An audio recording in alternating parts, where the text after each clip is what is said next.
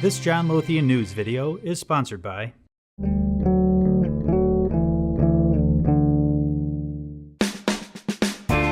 In the November 2014 U.S. election, the Republican Party regained control of the Senate and widened its lead in the House. What will this mean for derivatives reform?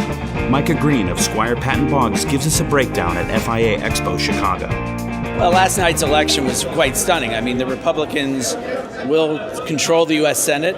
They'll control the U.S. House in a stronger way in the last 2 years of the Obama presidency. So it raises questions. What does it mean for the financial markets and the financial market regulation? And there will be some changes that could impact the future of how Dodd-Frank is implemented and other things. You can't expect a repeal the way they're talking about health care and all that. I think what you'll see is tinkering around the edges. There will be new leadership at the Senate Banking Committee. So, for example, the new chairman is expected to be Richard Shelby from Alabama, who, while he's a conservative Republican, is also very much a populist and is very, very into the issue of too big to fail. And so he'll be teamed up with probably Sherrod Brown, who's from Ohio, who'll be the new ranking Democrat. And the two of them have one thing in common. They like small banks, and they tend to be dubious of banks that are defined as too big to fail.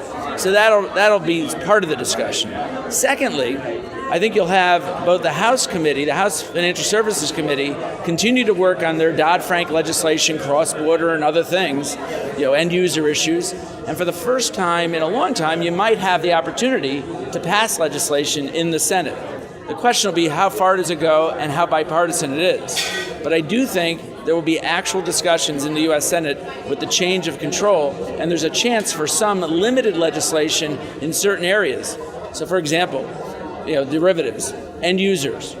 This week, the CFTC issued a new proposed rule to help relieve some end users of some of the burdens. Did it go far enough? That'll be an issue that'll be discussed. Margin requirements and other things. The Consumer Financial Protection Bureau. It's not going to be repealed, but will it be constrained somewhat? Will it be subjected to an annual congressional appropriation? The too big to fail issue. Did Dodd-Frank go far enough? I think you'll see those issues being discussed on a much more active basis in both the House and the Senate, and really that's the result of the election last night. There are several issues that if you look at Dodd-Frank, it was a 2,500-page statute, tens of thousands of pages of regulations. There have got to be technical mistakes, some misguided things, some tinkering that can be done, and everyone recognizes position limits wasn't clear. So, whatever happens in the litigation framework will happen in the litigation framework, but can the statute have been clearer? Can the statute have been, refined to make it clear what the responsibility, what the roles, and what the limitations of the regulators are? I think that's, whatever happens in the Congress will have to be signed by the president. So if it comes out of the Congress in an overly partisan way, it's probably not going to be signed by the president. But there are a lot of issues where there was bipartisan support. The role of the DCO in the current marketplace, the role of the Derivatives Clearing Organization by playing the central counterparty role, the risks that were dissipated across the market pre-crisis are now centralized in the clearinghouses. So that'll be an object that'll be looked at. Systemically important financial institutions, systemically important clearinghouses and critical market infrastructure are all going to be part of the review, I think.